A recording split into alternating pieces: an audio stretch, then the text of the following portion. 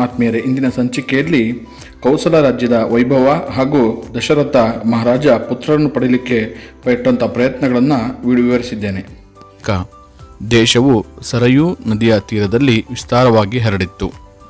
ಮಾನವ ಕುಲದ ರಾಜನಾಗಿದ್ದ ವೈವಸ್ವತ ಮನುವಿನ ಆಸೆಯ ಮೇರೆಗೆ ನಿರ್ಮಿತವಾಗಿದ್ದ ಪ್ರಸಿದ್ಧ ಅಯೋಧ್ಯ ನಗರವು ಈ ವಿಶಾಲವಾದ ಪ್ರದೇಶದಲ್ಲಿ ಸ್ಥಿತವಾಗಿತ್ತು.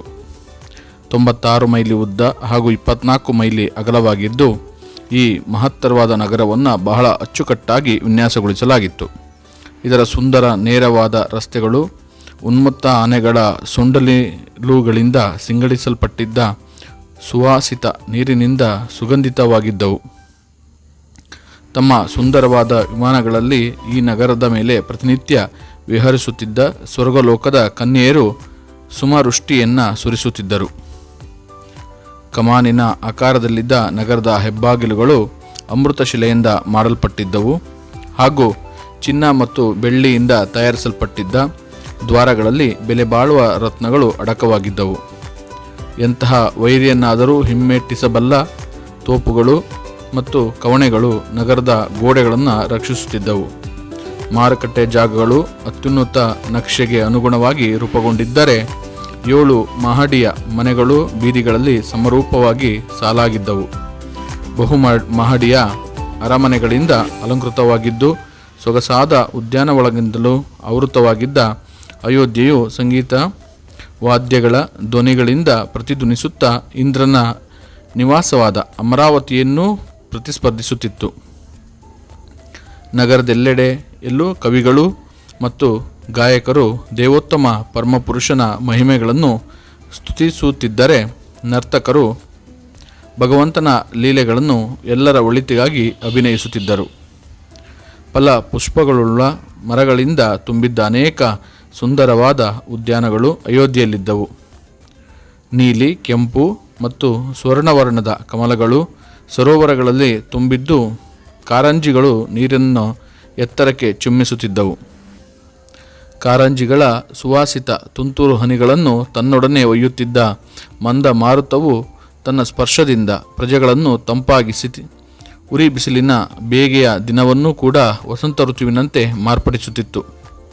ಕ್ರೌಂಚ ಹಾಗೂ ನವಿಲುಗಳ ಕಲರವವನ್ನು ಎಲ್ಲೆಡೆ ಕೇಳಬಹುದಾಗಿತ್ತು.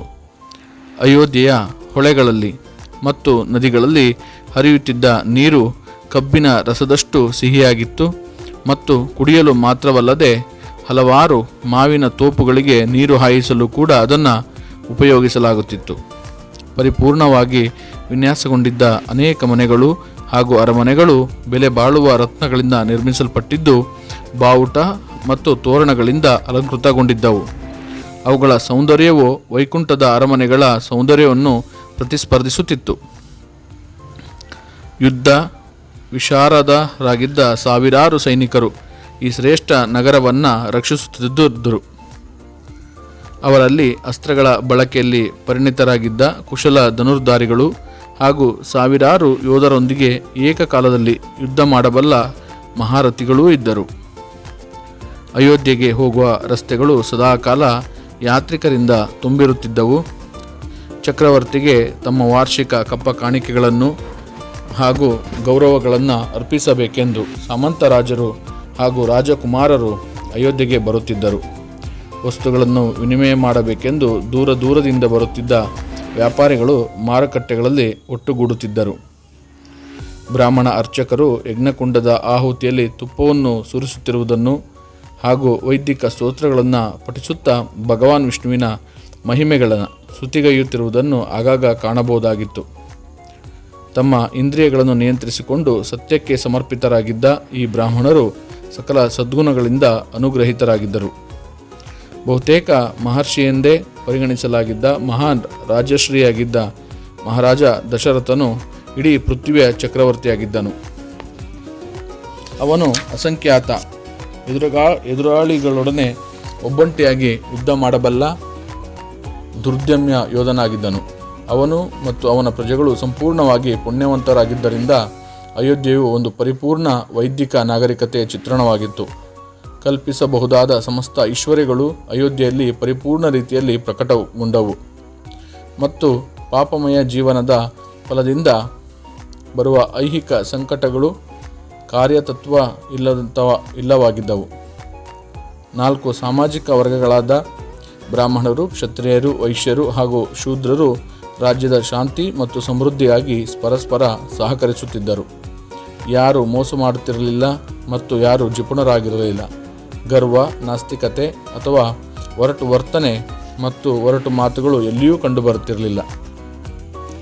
ಇಷ್ಟೆಲ್ಲ ಅತ್ಯುತ್ತಮವಾದ ಐಶ್ವರ್ಯ ಹಾಗೂ ಪ್ರತಿಷ್ಠೆಗಳನ್ನು ಹೊಂದಿದ್ದರೂ ಕೂಡ ಬಹಳ ಪ್ರಯತ್ನಗಳ ನಂತರವೂ ರಾಜವಂಶವನ್ನು ಮುಂದುವರಿಸಲು ಬೇಕಾದ ಪುತ್ರನೊಬ್ಬನನ್ನು ಪಡೆಯುವುದರಲ್ಲಿ ಅಸಫಲನಾಗಿದ್ದ ದಶರಥ ಮಹಾರಾಜನು ಅಸಂತುಷ್ಟನಾಗಿಯೇ ಉಳಿದಿದ್ದನು. ಕಡೆಗೆ ಬಹಳ ಆಲೋಚನೆಯ ನಂತರ ಪುತ್ರ ಪ್ರಾಪ್ತಿಗಾಗಿ ಅಶ್ವಮೇಧ ಯಾಗವೊಂದನ್ನು ಆಚರಿಸಲು ನಿರ್ಧರಿಸಿದನು. ರಾಜನು ತನ್ನ ಮುಖ್ಯಮಂತ್ರಿಯಾದ ಸುಮಾತ್ರನ ಮೂಲಕ ರಾಜ್ಯ ಪುರೋಹಿತರನ್ನು ಕರೆಸಿದನು.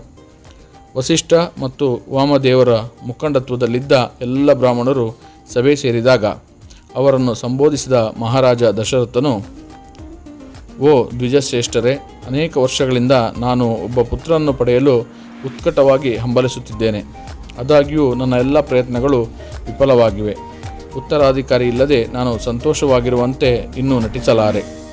ನಿಶ್ಚಯವಾಗಿ ನನ್ನ ದಿನಗಳು ವ್ಯರ್ಥವಾಗುತ್ತಿರುವಂತೆ ತೋರುತ್ತಿದ್ದು ದುಃಖದಿಂದ ತುಂಬಿವೆ. ಆದ್ದರಿಂದ ಬಹಳ ಜಾಗರೂಕ ಪರಿಶೀಲನೆಯ ಬಳಿಕ ನಾನು ನಿಮ್ಮ ಅನುಮತಿಯನ್ನು ಪಡೆದು ಅಶ್ವಮೇಧ ಯಾಗವೊಂದನ್ನು ಮಾಡಲು ನಿರ್ಧರಿಸಿದ್ದೇನೆ.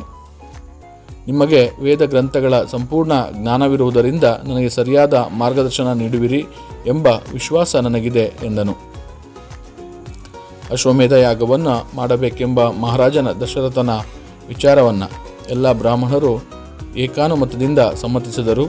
ತದನಂತರ ಎಲ್ಲ ಅವಶ್ಯಕ ಏರ್ಪಾಡುಗಳನ್ನು ವಿಳಂಬ ಇಲ್ಲದೆ ಮಾಡುವಂತೆ ರಾಜನು ಮಂತ್ರಿಗಳಿಗೆ ಆದೇಶಿಸಿದನು.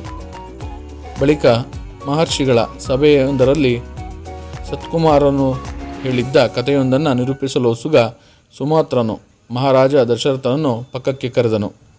ಅವನು ಈ ಕಥೆಯನ್ನು ಸತ್ಕುಮಾರರಿಂದಲೇ ಕೇಳಿದ್ದನು. ನನ್ನ ಪ್ರೀತಿಯ ರಾಜ, ಭವಿಷ್ಯದಲ್ಲಿ ನೀನು 4 ಕೀರ್ತಿವಂತ ಪುತ್ರರ ತಂದೆಯಾಗುವಿರಿ ಎಂಬ ಮುನ್ಸೂಚನೆಯನ್ನು ನೀಡುವ ಈ ಕಥೆಯನ್ನು ಆಲಿಸಲು ನೀವು ಬಹಳ ಉತ್ಸುಕರಾಗಿರುವಿರಿ ಎಂದು ಸುಮಿತ್ರನು ಹೇಳಿದನು.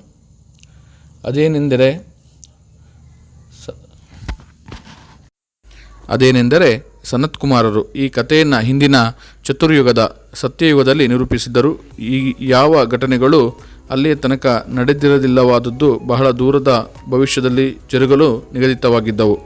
ಒಮ್ಮೆ ಮಹಾರಾಜ ರೋಮಪಾದರಿಂದಾಗಿ ಯಾವುದೋ ಅಪರಾಧದಿಂದಾಗಿ ಸಮಸ್ತ ಜೀವಿಗಳಲ್ಲೂ ಮಹಾಭಯ ಮೂಡಿಸುವಂತಹ ವಿಪರೀತವಾದ ಬರಗಾಲವೊಂದು ತಲೆದೂರಿತು.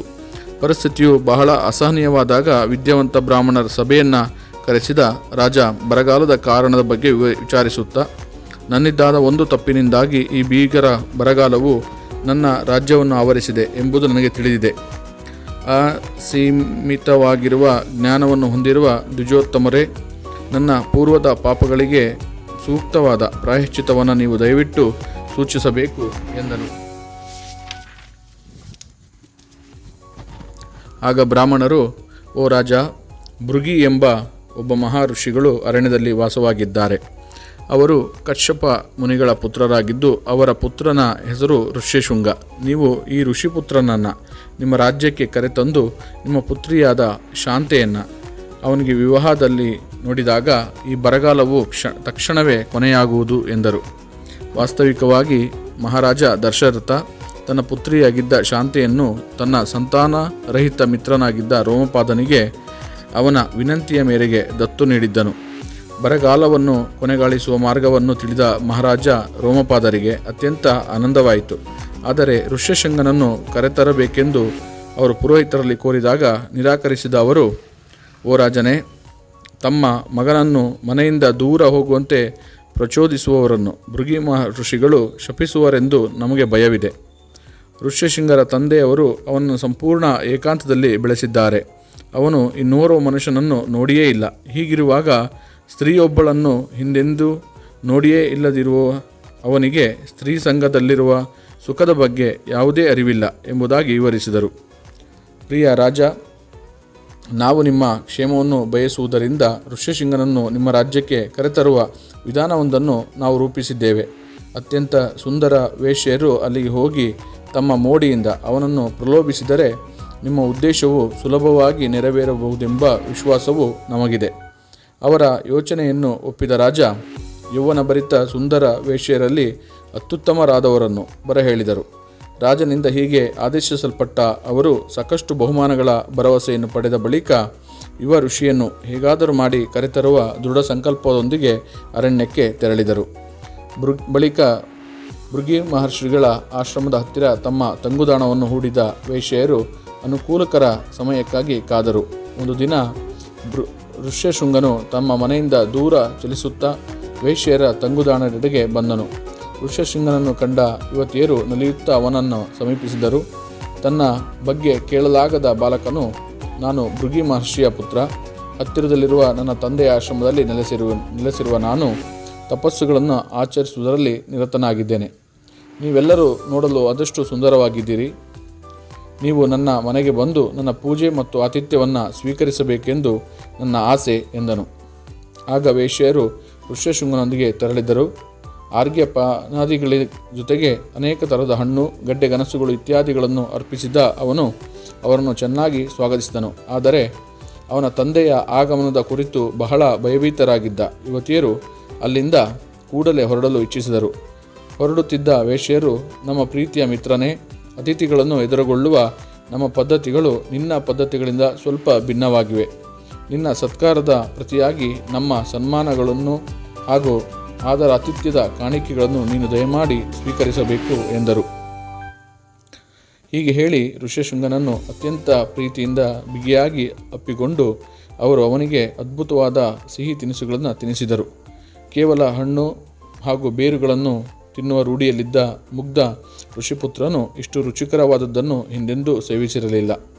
ನಿಜಕ್ಕೂ ಅವನು ಆ ಸಿಹಿ ತಿನಿಸುಗಳನ್ನು ಒಂದು ತರಹ ಅದ್ಭುತವಾದ ಹಣ್ಣೆಂದೇ ಭಾವಿಸಿದ್ದನು. ಅಷ್ಟೇ ಅಲ್ಲದೆ ತನ್ನ ತಂದೆಯವರನ್ನು ಹೊರತುಪಡಿಸಿ ಇನ್ಯಾರನ್ನೂ ನೋಡಿಯೇ ಇರದಿದ್ದ ಅವನು ಆ ವೇಶ್ಯೆಯರನ್ನು ಮನೋಹರವಾದ ಸುಂದರ ಪುರುಷರೆಂದೇ ಭಾವಿಸಿದ್ದನು. ಯುವತಿಯರು ತೆರಳಿದ ನಂತರ ಋಷ್ಯಶೃಂಗನು ತನ್ನ ಹೃದಯದೊಳಗೆ ಅಶಾಂತಿ ಹಾಗೂ ಅಸಮಾಧಾನದ ಭಾವನೆಗಳನ್ನು ಅನುಭವಿಸತೊಡಗಿದನು. ಅವನ ಹೃದಯದಲ್ಲಿ ಸುಪ್ತವಾಗಿದ್ದ ಕಾಮೇಚ್ಛೆಯ ಬೀಜವು ಮೊಳಕೆಯೊಡೆದು ಅವನು ಆ ವೇಶ್ಯೆಯರ ಬಗ್ಗೆ ನಿರಂತರವಾಗಿ ಯೋಚಿಸತೊಡಗಿದನು. ಅವರ ಮಧುರ ಮಾತುಗಳು ಹಾಗೂ ಕೋಮಲ ಆಲಿಂಗನದ ಯೋಚನೆಗಳಿಂದ ಪರವಶಗೊಂಡು ಅವನಿಗೆ ಅಂದು ರಾತ್ರಿ ನಿದ್ರಿಸಲಾಗಲಿಲ್ಲ. ಬೇರೇನೂ ಯೋಚಿಸಲಾಗದೆ ಅವನು ವೇಶ್ಯೆಯರ ತಂಗುದಾಣಕ್ಕೆ ಮರುದಿನವೇ ಹೋದನು. ಅವನನ್ನು ಅತ್ಯಂತ ಆನಂದದಿಂದ ಸ್ವಾಗತಿಸಿದ ಯುವತಿಯರು, ಇದು ನಮ್ಮ ನಿಜವಾದ ಮನೆಯಲ್ಲ, ನಮ್ಮ ಈ ಭವ್ಯವಾದ ತೇಲಾಡುವ ಕುಟೀರವನ್ನು ಏರಿ ನಿನ್ನನ್ನು ಇನ್ನೂ ಉತ್ತಮ ರೀತಿಯಲ್ಲಿ ಮನರಂಜಿಸಬಹುದಾದ ಸ್ಥಳಕ್ಕೆ ನಮ್ಮೊಡನೆ ಬಾ. ನಮ್ಮಲ್ಲಿ ಅನೇಕ ವಿಧದ ಹಣ್ಣುಗಳು ಹಾಗೂ ಬೇರುಗಳಿವೆ ಮತ್ತು ನಾವು ಎಷ್ಟು ಆನಂದಮಯವಾಗಿ ಕಾಲ ಕಳೆಯುತ್ತೇವೆಂದರೆ ನಿನಗೆ ಸಮಯ ಗತಿಸುವುದೇ ತಿಳಿಯುವುದಿಲ್ಲ ಎಂದರು. ಇದರಿಂದ ಆಕರ್ಷಿತನಾದ ಋಷ್ಯಶೃಂಗನು ವೇಶ್ಯೆಯರೊಡನೆ ಸಂಕೋಚವಿಲ್ಲದೆ ಹೊರಟನು. ಹೀಗೆ ಅವನನ್ನು ಮೋಹಗೊಳಿಸಿದ ಸ್ತ್ರೀಯರು ಅಂಗರಾಜ್ಯದಲ್ಲಿರುವ ರೋಮಪಾದನ ರಾಜಧಾನಿಗೆ ಅವನನ್ನು ಕರೆತಂದರು. ಚಿಕೆಯಲ್ಲಿ ದಶರಥ ಮಹಾರಾಜ ಪುತ್ರರನ್ನು ಪಡೆಯಲಿಕ್ಕೆ ಮಾಡಿದಂಥ ಯಜ್ಞ ಹಾಗೆ ಪುತ್ರ ಸಂತಾನವನ್ನು ಪಡೆದ ಪರಂಪರೆ ಬಗೆಯನ್ನು ವಿವರಿಸುತ್ತೇನೆ. ಧನ್ಯವಾದಗಳು.